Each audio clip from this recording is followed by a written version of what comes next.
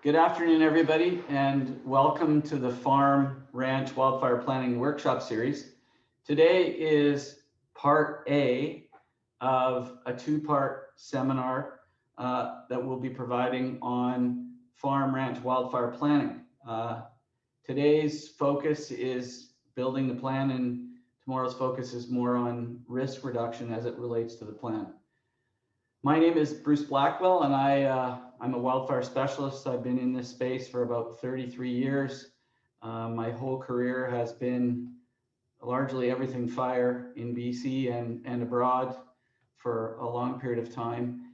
And I've worked for numerous industries, the government, local governments, forest licensees, and have a diverse background in wildfire. And this project started roughly about 5 years ago when we first initially started looking at wildfire risk to farms after the 2014 season.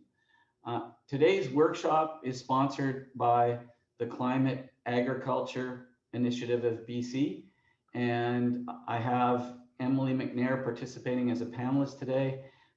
She is the sponsor for this project, and if I make any mistakes or we need her support, she will provide us with some backup. I'd like to acknowledge that we're on the traditional territory of the Squamish, Musqueam, and Tsleil-Waututh First Nations. As part of today's presentation, I'm presenting to you from North Vancouver. So I am a registered professional forester, a registered professional biologist. As I said, I've been doing this for a long time. I own a small company based in North Van, but we work all over BC, Alberta. We're currently working in the Yukon and have worked in the US as well, dealing with wildfire. So today's agenda, as part of part A, looks at a number of elements of wildfire farm and ranch planning. First of all, we talk about why a plan is important and understanding wildfire threats and impacts. We're going to talk about agency and producer roles in wildfire, and we're going to introduce you to resources available for planning and preparation, the Farm and Ranch Guide and Workbook, some video links, BC Wildfire Service resources. We'll introduce FireSmart, and we're going to start talking about the necessary steps to creating your custom farm ranch wildfire plan, which includes operational maps, inventories of both livestock, response equipment, resources, and water sources. So the next steps for building your plan and putting it into action, this is part B, which will be held next week, same day, same time. And we'll be looking at risk reduction on agriculture properties, safety and legal considerations if you plan to do any burning, livestock protection planning, employer and visitor evacuation planning, considerations for insurance damage assessment and recovery. I should say that we are recording this session, and the recording, we will be emailing you when the recording is available on the CAI website. So there will be a recording. So if someone you know could benefit from watching the webinar, or you want to review something that was said, all of the information pertaining to the webinar will be posted. And the various links that I'll refer to in today's webinar will also be posted. So that's if you miss anything, we will make it available to you. So just a few housekeeping issues. We have 2 places where you can make comments. I prefer that because we have a large number of people on the webinar today. If you have specific questions that you would like me to answer, I'll try and break and answer questions as we go along. And my assistant, Liz Pinozo, is going to be monitoring the Q&A, and she'll send me messages on when I might break or try to stop for some specific questions. If you have a specific question on a slide or a content, or you want to add some color to one of the slides that I'm presenting, I'm open to that. I guess the key thing is we want this to flow, and ideally, if I'm interrupted all the time, it'll be different to flow. But if you have something important to add, we'd love your contribution. And maybe the best way to do that would be to put up your hand, and I can try and allow you to respond. So we'll start into the content now. So why do we want a farm and ranch wildfire plan? Why is it important? Well, we have people attending today's producer workshop from all over the province, and obviously fire is different in different parts of the province. So ideally you want to familiar yourself with what the fire and climate situation is in your part of the province. But largely I would suggest, certainly in the last 10 years, almost all parts of BC are subject to wildfire. And what we're seeing is that certainly over the last 20 years, we've been seeing drier and longer fire seasons. So we have more high and extreme fire danger class days, which is really putting us in a situation where we have higher probabilities of ignition. And we've seen large interface fires in several regions that have impacted agricultural producers. And I want to emphasize that some of those wildfires have not been limited to the interior. There has been really 3 significant years on the coast, 2015, 2017, and 2018, where wildfires impacted producers. Obviously, we know there have been significant fire seasons occurring in the Bulkley-Nechako, the Caribou-Chilcotin, and the Okanagan, where there have been large fires that have influenced a significant number of producers.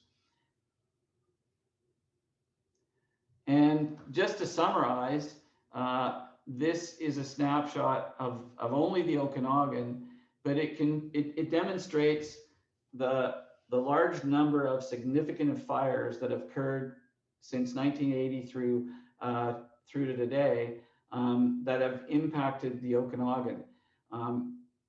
A lot of the reasons we're seeing these issues is we have been successful at putting out fires for a significant period of time. Really, fire suppression seemed to become quite effective in British Columbia after the Second World War and the advent of aircraft.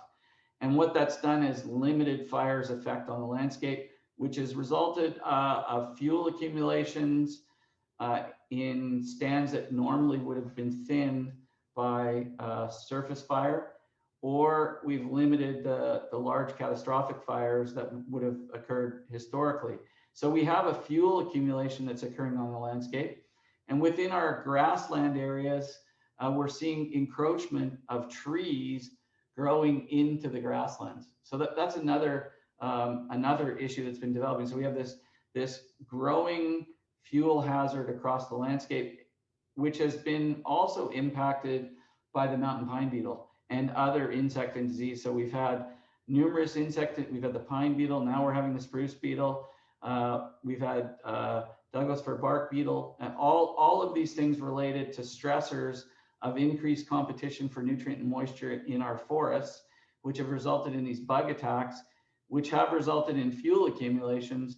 That, combined with the drought conditions we've seen over the last 20 years, has created a perfect conditions for fires that are difficult to control. And this is why you're seeing more and more fires. And when you look at California and compare California to BC, California probably has been 30 years more effective. They started, their fire suppression is probably 30 years ahead of our fire suppression in terms of manifesting its effects on the forest. So what you're seeing in California, I expect to see in some way moving forward. The situation potentially is going to get worse here in British Columbia. This is what we call the provincial strategic threat analysis. It's a layer that's been produced by the province. There is a provincial version of this layer. And if you want to Google provincial strategic threat analysis, you can find out where your property fits into the overall hazards in the province. And you can see here, a lot of the Okanagan is extreme and high. And I've used that for an example, less area of low and moderate fire. And key to look at, there is high wildfire threat to property and human safety in the areas that are orange and red threat classes. Those are fires that are difficult for our suppression resources to control under high and extreme fire danger. So if you live next to one of these areas, and these areas exist all over the province, then it's important you take note and that you address some of the risks that your property faces through some of the actions that we're going to talk about as part of this seminar that we're delivering, this webinar that we're delivering over the next couple of sessions. So fire, we describe the fire environment as weather, topography, and fuels. And I think the only real important point I want to make here is that fuels are really the only thing we control. We don't control topography, slope, aspect, elevation, and we can't control the weather. So really, a part of the mitigation has to be focused on how we manage fuels in and around our properties, in and around our structures, and those areas of the property that are significant to the business. So I've talked briefly about the effects of climate change over time. I think the three major things to be thinking about is that we expect more drought. And I think this year is a good example. Our March rain here on the coast is 29% of normal. And April, I suspect, will be in a similar situation. We're expected to get some rain next week, but we've had an exceptionally dry start to the spring. Whether that manifests itself into a significant fire season really, in my experience, depends on what happens in June. If we get significant rain through June, that usually dumbs down the potential for a significant fire season. If we have a dry June, similar to what we've had so far this year, then we could be in a very difficult situation. So those drought conditions, the fuel conditions that I've talked about, have increased the probability of wildfire. And also, we know with these more extreme conditions, higher intensity wildfire behavior is expected. So you can think of it this way: when we start off early in the fire season like we are today, really it's the fine fuels that are drying out and creating situations for fires to start and spread. Fine fuels mean fuels like grasses, fuels that are less than 6 inches in diameter, 12.5 centimeters.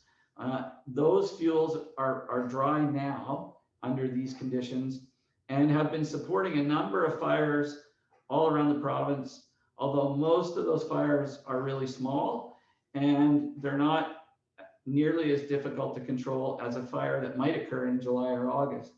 Under July and August conditions, as we see more and more drought, more and more of the fuel becomes available to burn. So in other words, we're starting to dry out the larger fuels and they're consumed as part of the fire, which results in higher fire intensity, potentially more rapid spread, and more difficult control conditions for our firefighters.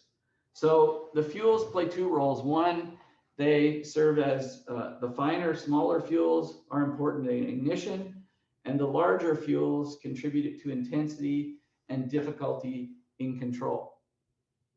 All of these fires we found have created significant impacts on agricultural operations. They've degraded land, they've impacted or threatened livestock so that the livestock has had to be moved. They threaten crops, agricultural infrastructure, they create business disruption, and they threaten individuals' homes, families, and employees. So we've seen large impacts on the ranching and farming community, and that's all sizes of ranch and farms, right from hobby farms up to large agriculture producers. So these impacts are not just to large ranches or large farms, but anybody that has livestock on their property that would be considered a small hobby farm is also impacted by some of these effects.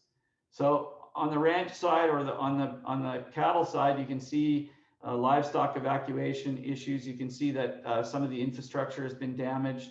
And on the crop side, we've seen changes in the quality of crops. So for example, we've seen smoke taint in wine crops. We've seen higher elevation crops be damaged by wildfire as well. And really, there is agriculture producers, many of them are right next to the forest and face some significant impacts. The other impacts include they may limit harvest at the time when we need to be harvesting. There may be a public safety issue for employees or people that are operating the facility, and it may affect the timing of when fruit or crops can be harvested. So we may miss the most important timing of harvest. What are your roles as producers, and what is the role of government in terms of protection from wildfire? So on the producer side, really you need to be focused on reducing the risk of damage and loss to your property and to your crops or livestock. You want to make sure that you're properly insured, and you want to prepare for wildfire to protect livestock assets and essential operations. So when thinking about producers, agriculture producers are ultimately responsible for protecting their operations for wildfire. Unfortunately, BC Wildfire Service is not like a structural fire department in a municipality. They will obviously try to assist, but in suppressing the fire, but large fires generally are complicated, threaten multiple resources, and there's no guarantee that BC Wildfire Service has the resources to come and specifically protect your assets. So it's important that producers become familiar with the various agencies and the roles they play. And I'm not going to get into a lot of detail here, but a lot of that is available for you in the plan guide that's available. You know, there's things that you would benefit from understanding in terms of understanding what an emergency operations center does, how they control the operation of the fire. There also is provincial or regional EOCs, the PREOCs, which also have some role to play. And these organizations really are there to inform producers of fire threat to a particular part of the province, and they also help to control or decide on when an evacuation alert is put in place or when an evacuation notice is taken out. So the local government generally forms the Emergency Operations Center. They issue the evacuation alert or order. Their real focus is on public safety. In other words, making sure no lives are lost. They may be able to assist producers, but as the fire load, in other words, the number of fires goes up throughout the province, their abilities to assist are diminished. So these difficult fire seasons that we've seen, really their ability has been more limited in terms of what they can do at a specific operation. The last thing I'll say is that local government also helps to administer government financial supports in making sure that there's funds available at recovery. So those are also important things to note. I might just quickly stop there and ask, are there any specific questions? I don't see anything in the chat. And I don't see anything in the Q&A either. So I'll continue on unless there's no specific questions. So the other two important agencies are the BC Wildfire Service and the Ministry of Agriculture, Food and Fisheries, or MAF. MAF has a number of ag specialists that they're also in contact or facilitate contact with agriculture associations, vets, and other contractors who support largely the Emergency Operations Center, the provincial emergency operations centers. They're really there, these specialists, to keep producers informed, work with private farms and animal owners in protecting livestock, and assisting in the coordination of emergency evacuation and care of livestock. And there's liaison between the associations to coordinate business risk management programs and claims after a fire. So the Ministry of Agriculture has a very significant role. Obviously, BC Wildfire Service is there to respond and report on wildfire status. They advise the Emergency Operations Center on trigger points for evacuation alerts or evacuation orders. And they continue to liaise with the EOC and the PREOC and other agencies and stakeholders. And ultimately, that liaison role is situational. Fires are very complex events. They're highly variable, and things are changing very fluidly on any fire event. So there's lots of things to consider in thinking about responding to a fire by BC Wildfire Service. So the Ministry of Forest, Lands, Natural Resource Operations, or FLNROD, really the most important component is the range branch. So if you have cattle on the range, they're going to support the EOC and PREOCs. They're going to liaise with range tenure holders and be in dialogue with the BC Wildfire Service. They'll work with the EOC producers and ag associations to facilitate livestock relocations. So they have a significant role in keeping BC Wildfire informed about where livestock is on the range and what situations suppression activities are going to face in trying to put out fires. There are also agriculture associations that will share information with members, and if they're requested, they will send a representative or a specialist to support a given emergency operations center or a PREOC. As producers, what can you do? Well, obviously, before a fire, this is the most important time for producers. You have an opportunity to reduce the fire hazards on the property. You can prepare to respond to fire situations, and you can ensure that you have appropriate insurance.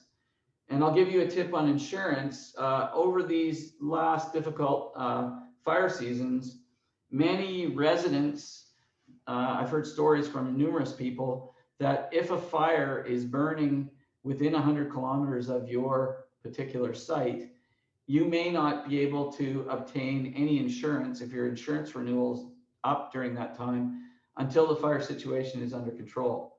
So I always advise people, if possible, that they should think of moving their insurance renewal date outside of the fire season. So that would be probably between October and March that you want your renewal to happen. Very important. We'll talk more about reducing hazards and preparation as we go through the workshop. During the fire, really, there's often not much you can do. Doing nothing is probably the response for a lot of people. You can obviously monitor official information sources, and in responding to the fire situations, you may have livestock decisions. You may have to consider backup power. If you've got a sprinkler system, there may be maintenance required to that sprinkler system. Before you leave the property, it's possible during an evacuation alert that you may be able to put a fire break in place. And obviously you're evacuating your employees, your family, as necessary to keep them safe during a fire event. So during the fire, really you can monitor and be prepared to evacuate. You can respond to the fire situation, as I said, by setting up backup power, deploying sprinklers, or creating a fuel break. You may even want to do things like open your gates, cut fences, or shelter your livestock in place. And then after the fire, obviously, you're going to be looking at finding help for recovery. And so all of these things highlight the need to have a wildfire plan and the importance of a wildfire plan. So the process that we're outlining today is, how do you build a wildfire plan? What should the content be? What is the most helpful information? And how do you share that information before and during a fire event? All of that is key information. So producers need to understand that there's 3 phases of evacuation. There's an evacuation alert, so a warning is issued that there's imminent threat to life and property. There's an evacuation order, and in which case the local police may strictly enforce traffic flows that move people to safety right away as soon as the order is put in place. And then the evacuation may be rescinded, which allows folks to return back to their property. The notice is conducted by the RCMP, and decisions on this are usually made at the Emergency Operations Center. I should say sometimes the alert goes to an order very quickly. I believe this weekend there was a fire in Merritt, and there was an evacuation alert and then an order that occurred within a 24-hour period. Sometimes there's only hours between alert and order, depending on the fire conditions, the proximity of the fire, and what values at risk are in front of the fire.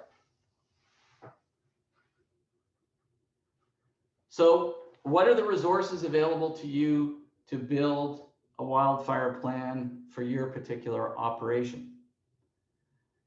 CAI, the Climate Agriculture Initiative, has put together a guide and workbook that's been developed over a number of years with input from producers and government agencies.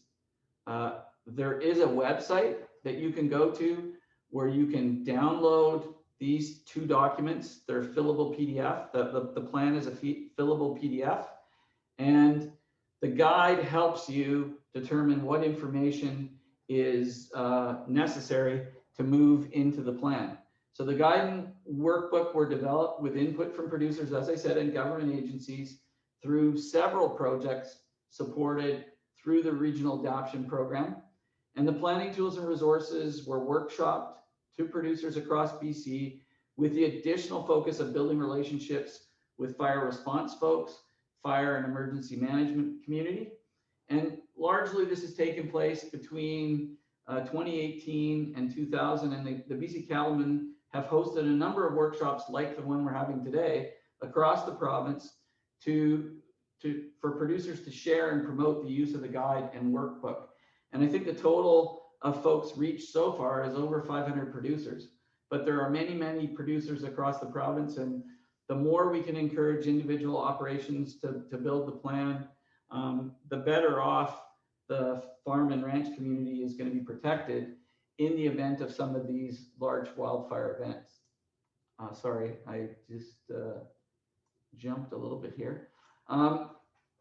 Flowing from these workshops and earlier work on communications and wildfire, there has been a wildfire communications plan in place, which provides a framework for communications with producers before, during, and after wildfire with the agencies. And there's more workshops on that being rolled out as we speak.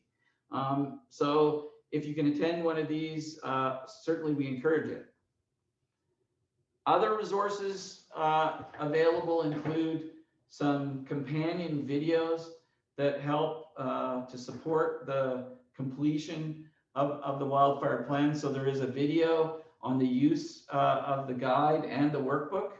There's a video on creating your operational map, and there's a video on wildfire mitigation for the farm and ranch.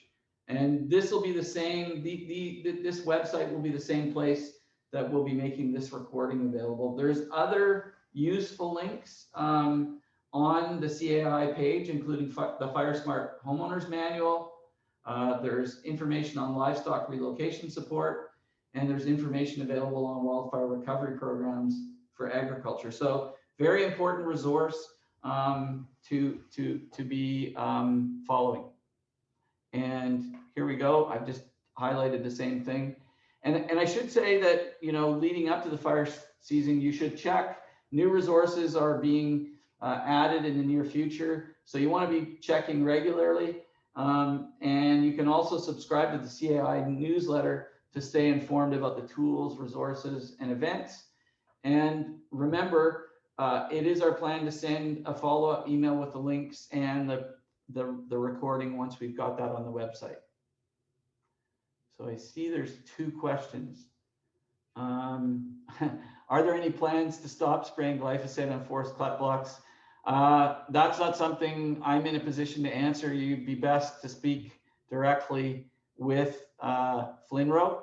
So the ministry has put out a policy paper, I believe, on glyphosate, but I'm not absolutely up to speed on what the policies, what policies are changing and how they're changing. What are the rules around farmers and ranchers returning to their farm to feed and water livestock? I'll get into that as we go through the webinar. And if I haven't answered it appropriately at that time, you can ask a further question if that's okay. So, as I said, there'll be new resources posted to the website on an ongoing basis. Something that's near and dear to my heart is I have represented a number of landowners in court over the last several years where they've had escaped fires. I want to tell you from my own experience that government is taking escape fires very seriously, and they're looking at cost recovery measures if a fire escapes and burns crown timber or crown range. And so if you are burning, I would make sure that you are burning within the framework of the Wildfire Act and the Wildfire Regulation. You have to ensure that your burn does not escape. You have to ensure that your fire is out. And if you're burning any piles or areas, you must have a fire break. I am working on one file, a young individual, 35 years old. He has a $500,000 claim for firefighting costs next to his property. And if the recovery goes through, he probably will be personally bankrupt. I'm probably working on about 6 different files where there's been a hangover. In other words, burning took place in the winter. The burn pile stayed warm and hot underground in the winter, and then a fire came up that following spring as the temperatures increased like they have now. And all you have to do is look at the number of human-caused fires burning in BC right now. Largely, they're people that have been burning on private property, and they've escaped into Crown land. And the Wildfire Act is very specific that you face charges, contraventions, and liabilities if a fire escapes from your property.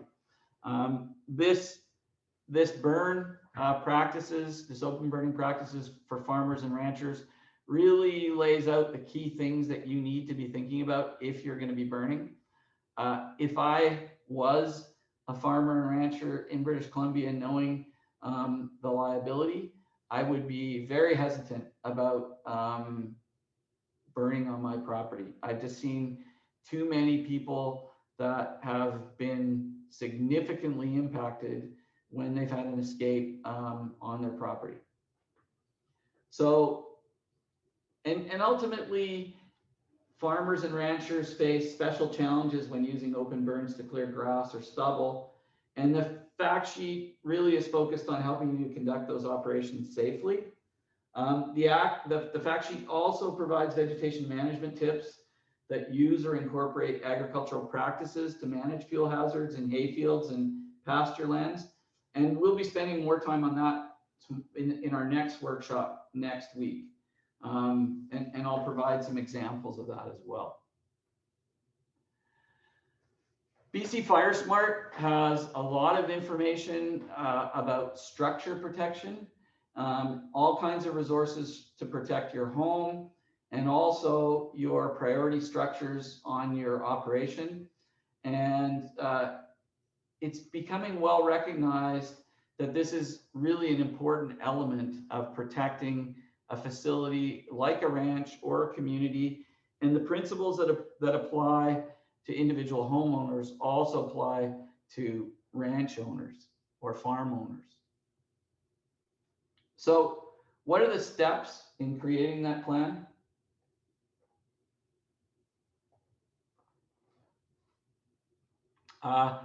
The open burning, that's a good question. Somebody asked me about the open burning practices for farmers and ranchers.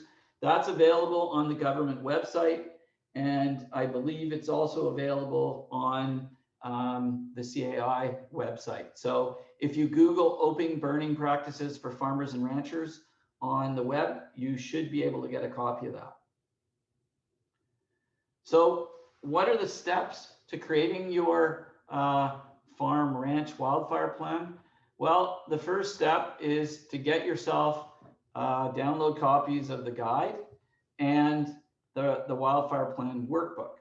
And ultimately, we recommend that you reach out for support either from your local government, your local fire department, or the BC Wildfire Service, not in June when we're in the middle of fire season, but ideally this takes place, before the fire season starts, April 1st. And ultimately, the reasons you're preparing a plan, you don't want to do it when the fire's on your doorstep. Ultimately, we've recognized that there's many moving parts in a wildfire. They're dynamic and they rapidly change. Emergencies typically are disoriented, and the wildfire plan helps you as a rancher or farmer stay focused on the key issues that you need to undertake to protect your facility. It prompts you to make decisions in advance when you have time to calmly consider your options. The plan information can easily be shared with others, whether that's your own family, whether that's staff, whether that's neighbors, and the maps and materials that are prepared can be shared with first responders. Ultimately, you can't assume that a first responder knows all the details about your operation, where your water is, where your hazards are, all those kind of things. So a lot of that is documented in the plan, is easily obtainable by a first responder, and helps them protect your resources. You document what your priorities are, and that can lead to first responders prioritizing your needs. And ultimately, the plan is aimed at reducing the impact or harm, and it demonstrates due diligence to your insurer.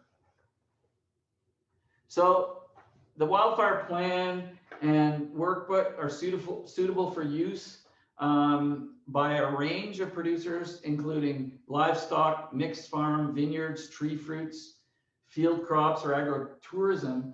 And really, your role is only to fill out those portions of the plan that were developed for your specific applications. Obviously, a tree fruit producer is focused on tree fruit, doesn't have to worry about livestock necessarily if he doesn't have livestock or feed.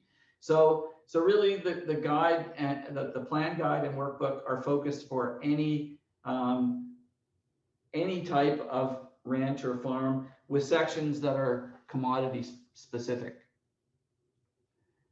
So the key steps in developing a plan are: first, download the workbook and guidebook. Section 1 is focused on learning about the local wildfire threat and where that threat exists. Then you want to gather and document essential information about your facility. You want to pre-plan, which includes consideration of different wildfire scenarios, like plan what to do, when, and how. And the last sections are really focused on what can you do to reduce the risk on your facility, and how do you make your structures and other elements fire smart. So the focus on the fire smart actions are protection of key structures, you're identifying hazards and vulnerabilities, you're preparing for safe evacuation and access for first responders, and you're looking to identify key structures. All of these things form the plan that we're talking about today. So the key information for your particular agriculture operation includes who are the people on your farm, who are the emergency contacts. If you have a range tenure, providing the range tenure information, including which times of the year your cattle or your animals are in different parts of the range. So obviously you might have a summer range or an early spring range. It's important for first responders or BC Wildfire Service to know where your livestock is most likely to be. You want mapping of important site and operation features. If you have livestock, obviously you need a livestock inventory and location where they're going to be during the wildfire season. You should be documenting equipment and personnel resources, including those available for livestock protection. And you want to identify emergency water sources or supply. Those are all elements of key information. So other information at the agriculture operation level, you want the address, the owner, the lessee, the property and farm ID. Obviously, information for first responders, those who might help. You want to make it electronic and easy to share. You ideally want to include the property identified in the land, the PID, the property identified in the land registrar, your farm ID and premise ID. And I want to emphasize premise ID. Premise ID is important if you have livestock. It was a voluntary program, but was in a 2015 wildfire season in Williams Lake used extensively to allow ranchers and farmers to go back to their property and tend to the needs of their animals and or watering their crops. It will be required for all operations with livestock in 2022. It's administered by the Minister of Agriculture, Food and Fisheries. And really what it's used for is rapid notification of livestock and poultry during emergencies. So poultry and livestock producers will be notified of an emergency. The information is confidential, and but is released to response agencies in the emergencies, and that includes people in the Emergency Operations Center and the regional EOC, the provincial regional EOC, to preserve confidentiality. And it provides links to geographic locations, the farm premise, and verifies the farm status. If you don't register for this system, you may be at risk if you need to enter a fire area during a fire event. You may not be allowed to. So I really encourage people to participate in this program and get registered. And the sooner you register, the more likely or the less difficulty you're going to find entering into a fire area when you need to attend to something at your ranch or farm. There is range tenure information, so that's the permit number, the location in relation to your private farm ranch base, and so you also may want to identify things like where the gate is to let your livestock out, or hauling distances if you have to move livestock off the property. All of these elements are important to include in your plan. Emergency contacts. I mentioned that obviously personnel, other people, resources, and organizations that can assist. Ideally, you want to document and understand the roles and responsibility of emergency response and wildfire agencies, who to contact, when, for what. You want to add all of this information to your mobile phone, and you want several copies of this basic information so that you can provide it to first responders if necessary. And you should be checking in at the regional district level, local fire department level, or BC Wildfire Service annually, just to make sure you have all your emergency numbers and important contacts up to date. And you should keep this information in an alternative location to your ranch or farm. So those are all key things that you should be thinking about. And this is a sample emergency contact list that's in the workbook for you to use. Maps. Obviously, maps are very important aids in planning, preparation, and response. They visualize important elements of the plan. They aid in making quick decisions and decisive actions, and they're easily shared with others providing aid. Obviously, mapping, the potential barriers are technology, time, access to map sources to produce digital mapping, support. Where do you get the support and resources to deal with this? So there is a video that is on the Climate Agriculture BC website that really focuses on this issue because it is important. Some producers find this part of developing the plan challenging, and it's really subject to availability of suitable, convenient base mapping and access to technology and computer skills. There is, as I said, a video available. Maps can be sketches, simple sketches all the way to sophisticated maps, which ultimately we consider are essential for preparing and planning and for coordinating response and for recovering from wildfire.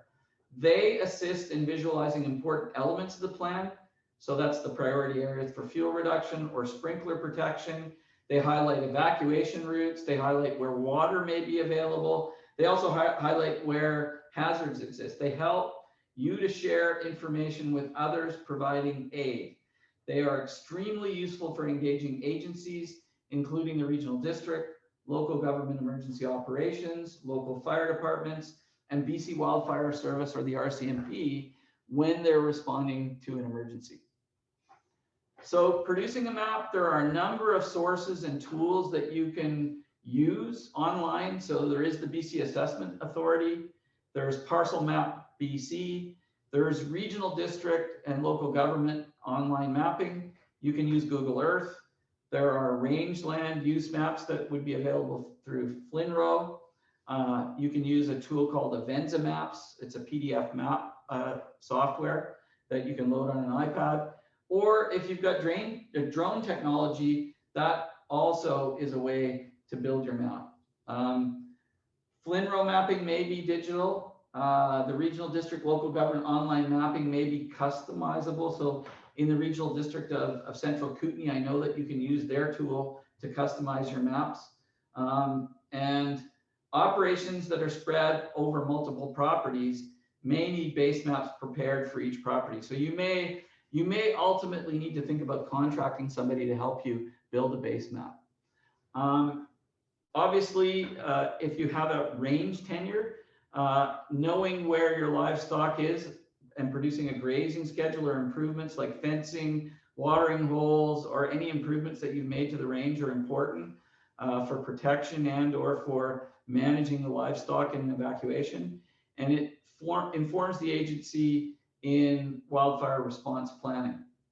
So this next slide provides, I should mention that this is an example of a base map, and the information in the 10-year resource use plan and map may be used to inform government, as I've discussed, and the mapping may be publicly available through IMAP and DataBC.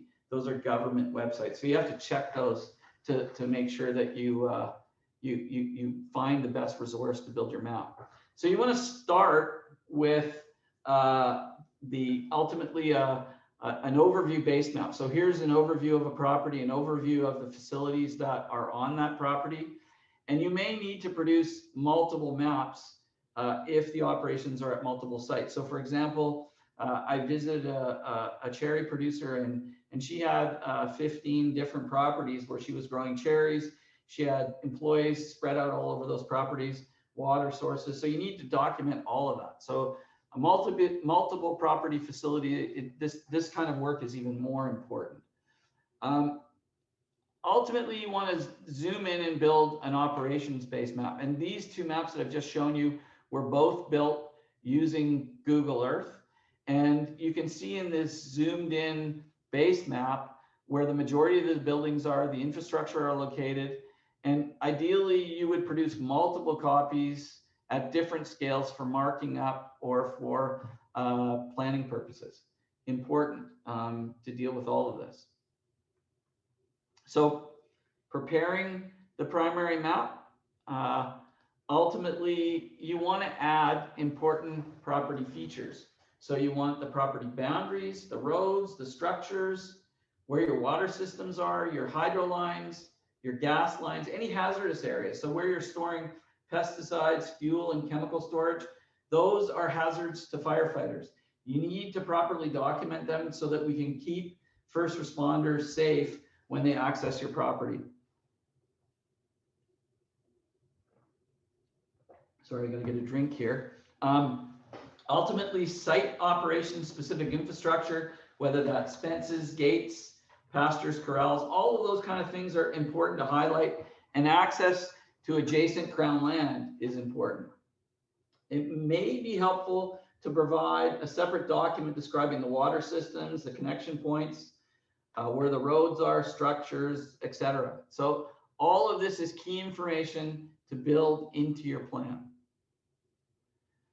So you want to include emergency response features and equipment that are available to someone that needs to action a farm on your property or a farm that's adjacent to your property. So where do you store your fire extinguishers? Where do you, first aid kits, sprinkler kits?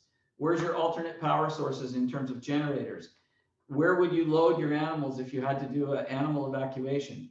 What structures do you have for sheltering livestock on site? If you have a tractor or plow implements, front end loaders, excavators that could be used in suppression activities on your particular farm or ranch, those should be documented.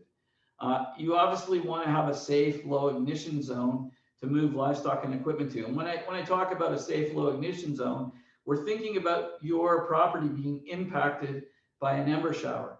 Not necessarily direct flame contact from the forest, but an ember shower raining down embers onto the property that can start vulnerable material on fire. So that safe ignition zone, the embers aren't going to land on something that's going to start a fire. So whether that's mineral soil, whether that's pavement, or whether that's a cleared area that's safe from fire moving through or fire starting on. You want to make sure that your map includes a legend, a scale, and a north arrow.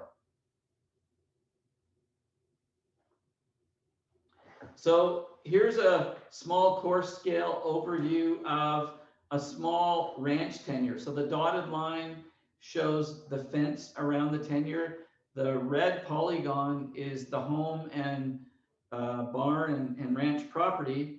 And the red dots signify gates that are available to open and evacuate livestock around the range tenure.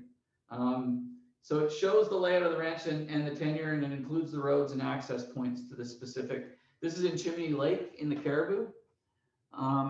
Here's that large, fine-scale, detailed site map, and you can see basically the green numbers signify priority structures in a priority sequence. So 1 is the number 1 priority structure, 2 the next one, 3, 4, 5. It shows water sources as W, 1, 2, 3. It indicates livestock storage in the peach areas. It shows the safe zones in purple. It shows hazards. It shows that there's a gas line running through the property, and it shows the evacuation routes through the property, and also shows a surface water source. So this is a really important map. If you're a first responder, this gives you all the information you need to respond. So you want to have a legend that includes the name, contact, and info, and property fire number for first responders. You want to standardize the symbology. So ideally you follow the symbology that's provided in the guide. And you can see that, as I said, evacuation, structures, open water sources, livestock, there's a designation for equipment storage, there's a designation for hydro lines, and there's a designation for gas and other high-risk areas on the property. So you want to customize site information mapping to prepare operations for wildfire. In this particular example, this individual has already laid out where he wants sprinkler protection. So you can see the blue squares are water hookups. Same with the triangles are water hookups, blue triangles. And you can see where the generator pump storage is. And you can see where the sprinkler locations are identified with the goal of trying to protect this operation from a fire. You can also see the evacuation route out to Chimney Lake is identified. And if you recall, I showed that larger range tenure. This is a very small footprint of that whole area. But this gives first responders a very good look at what they should target for triage of this particular property. Because you identify it doesn't necessarily mean that it will be protected.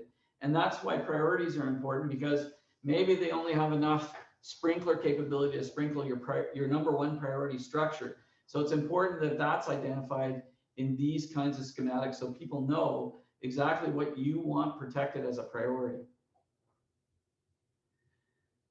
This is an evacuation map showing evacuation from the upper right road down onto the main highway. This is in Naramata. This comes from an example of a small hobby farm. The other thing that was identified as part of this particular facility was that the individual could use the Kettle Valley Trail, which you can't really see on the map, but it leads across the slope to evacuate his landscape. He had about 10 small horses and donkeys, and really it wouldn't be easy to take them down that road, and it might be just as easy to move them across the Kettle Valley line.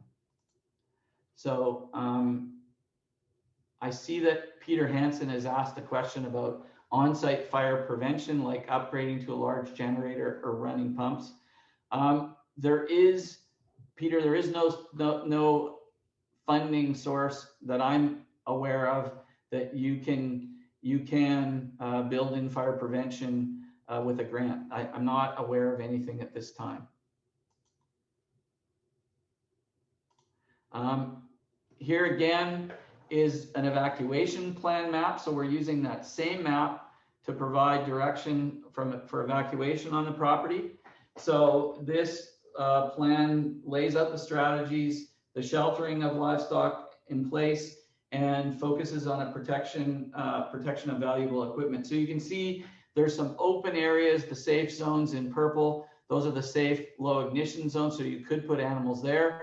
If you thought your structures, your animal barns and paddocks were fire smart and would not burn, you could put your animals there. You can see G for gates, and you can see that there is equipment storage down here in the blue building. Again, this provides lots of information and context for first responders.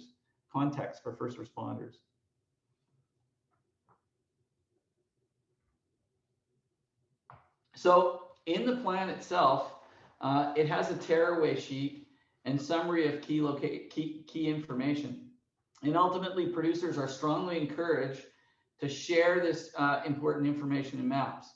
And there's different approaches for sharing and communicating the plan. You can share with local government and relevant agencies in advance. Ideally, we call that pre-season. And as I said before, that's before the fire season starts.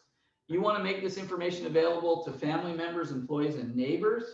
And you have the opportunity that some producers have moved to posting the information in a tube that you see here. This was a method developed by AgSafe, where you put this tube at the farm gate when you leave the property during an evacuation.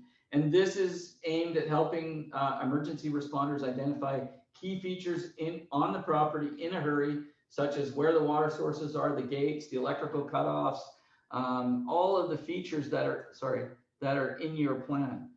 So this is really important information. So the other thing, we talked about livestock inventory consideration. So whether they're commercial or not, you should have an inventory of all livestock and animals.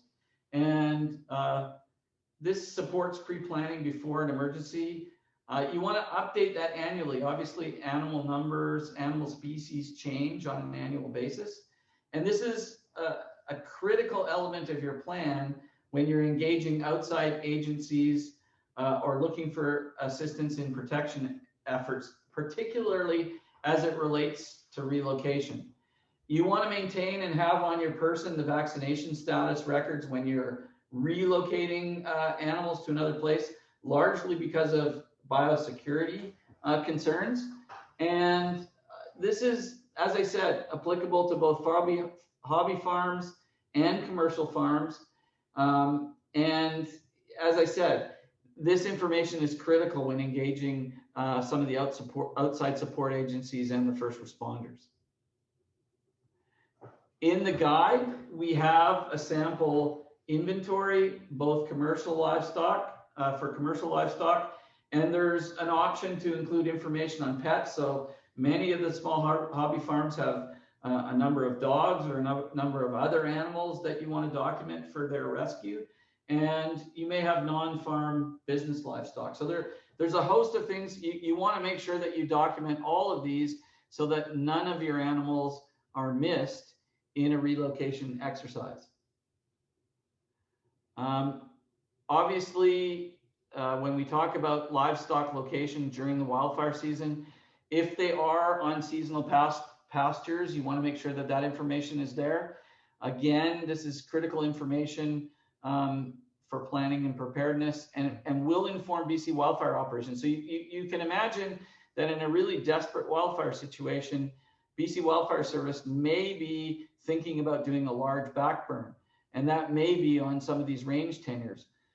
Having this information in front of them, knowing where animals are, is going to help guide them so that they avoid lighting a fire that may put your livestock in jeopardy. Without this information, they may have to move ahead, and there may be a threat to livestock that's on the range. Obviously, vehicles and response equipment are really important, and you want to document all of this. You want to make sure that what you do put in this list is reliable, it's periodically or annually maintained and inspected, and that it's available to be mobilized. Some of this equipment may be very valuable for suppressing the fire or assisting to suppress the fire on your operation. So the equipment may be used to, it may be even used to respond to a small fire that occurs on your property, whether that's a spot fire from a large wildfire further away from your property, or whether a fire has accidentally been ignited on the property. The equipment may be important for relocation of livestock. Ultimately, knowing where your water pumps and electrical equipment are is crucial. We've had many instances where power's been lost. So if there is a generator on site, understanding where that is, where it can be plugged in and how it can be used becomes crucial. And the equipment may be used for another safety function. So we found traveling through BC, there is a large range in individual experience and capacity in fighting wildfires. Many ranchers that I've met up with have great capability and lots of experience fighting a fire. So they often highlight self-sufficiencies. Many producers are in remote rural locations, and they feel they have to be self-sufficient, and they often have a significant complement of equipment that could be applied. And they may not have the resources to use all that equipment until the responders come, but making it known may add capacity to that response. So it really is important to take inventory and recognize the use and value of resources on hand. And that also can include vehicles, trucks, and other response equipment that may be available for use in the event of a wildfire to safeguard the operation.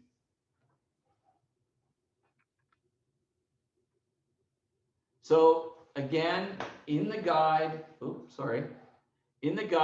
there is a sample inventory to help you include all the important elements of the vehicles and response equipment that are available on your property and that can be used for fire response, for relocation of animals, or even just getting supplies or whatever you need. So For suppression response, I got to make this note. One other thing is it's fine to use your equipment on your private land only, but be aware if you decide or if you think you want to move equipment off your property, be aware of the limitations of WorkSafe BC. They require, and you also, if you're going to use your equipment on a fire event, you need an agreement with BC Wildfire Service before you can use it on Crown land. So another important element is that you've got to have agreement with an agency before you're allowed to bring that equipment to a fire situation on Crown land. Water sources, obviously most farm and ranch have water and power available. Ultimately for irrigation, to water livestock, they may have it for sprinklers or sprinkler protection, or they may even have it for operational fire response. Key thing that we've learned over the last few years is that many of these systems are vulnerable in a power outage. And so most rural ranch and farm properties are serviced by wood pole lines. These wood pole lines have been damaged by fire, and power has been lost for significant periods of time in some of these big fire events. So you want to understand whether your power is vulnerable, and you want to be thinking about, do you have a backup that would support you during a wildfire event? And the last thing is, what's the compatibility of your water system with BC Wildfire Service? In other words, the couplings and hose they use, could they attach it to your system? Do you need an adapter? You know, or those things you need to purchase. So you want to identify available water sources, assess the vulnerability and adequacy of the water supply in the event of a wildfire, and consider options for enhancing emergency water supply. So the reliability of the water supply, especially during the fire season, may need to be monitored in private water supply systems. And if the water source is through a water purveyor, you need to have a conversation with that purveyor. We've learned from the Regional District of Okanagan-Similkameen that some of the purveyors are not capable of providing lots of water during a wildfire event, and you need to understand where your vulnerabilities are. So this is again an element of pre-season discussion that you need to undertake to understand how you're doing.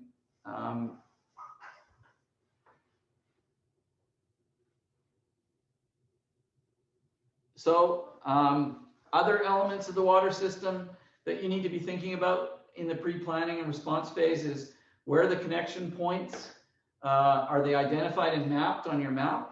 What is the source of water? Is it a well? Is it a pond? The capacity, how many gallons are available? Pressure, is it suitable for suppression? Volume, gallons per minute, the refill rates. Uses, is it suitable for fire suppression? Is it safe or not safe for livestock? All of those things need to be documented. Operations, battery or wired power, location of a breaker system, diesel, pump location. I see that we have a question from Coral Brown. We live on 10 acres next to the Nature Trust Twin Lake Dryland Ranch. Nature Trust do not do any clearing of dead trees, as they link conservation to natural growth, and the Nature Trust interfacing shoreline is full of pine cones, pine needles. There have been many forest fires. I will send a video to the Nature Trust, but is there any way to encourage Nature Trust to remove debris and fuel? This is a great question. I mean, ultimately, you're going to be empowered through this process to identify hazards, identify where fuel reduction is required. And I think that when you have a neighbor that has a hazard, it's important to communicate that hazard to your neighbor. And it's also important to let them know that they face a liability if a fire was to spread from their property onto your property when a hazard has been identified. So I think the first step is communication. And I know the exact area that you're referring to, and I don't disagree with what you're saying, but I would suggest that you need to put it in writing to the Nature Trust with photographs that you have concerns, and that there are things they can do to mitigate, make things better. So the last thing I want to point out is if you only have a well or a water purveyor that's limited in the amount of water that can be provided, you may want to consider installation of cisterns for rainwater collection, some portable or fixed tanks at strategic locations on your property.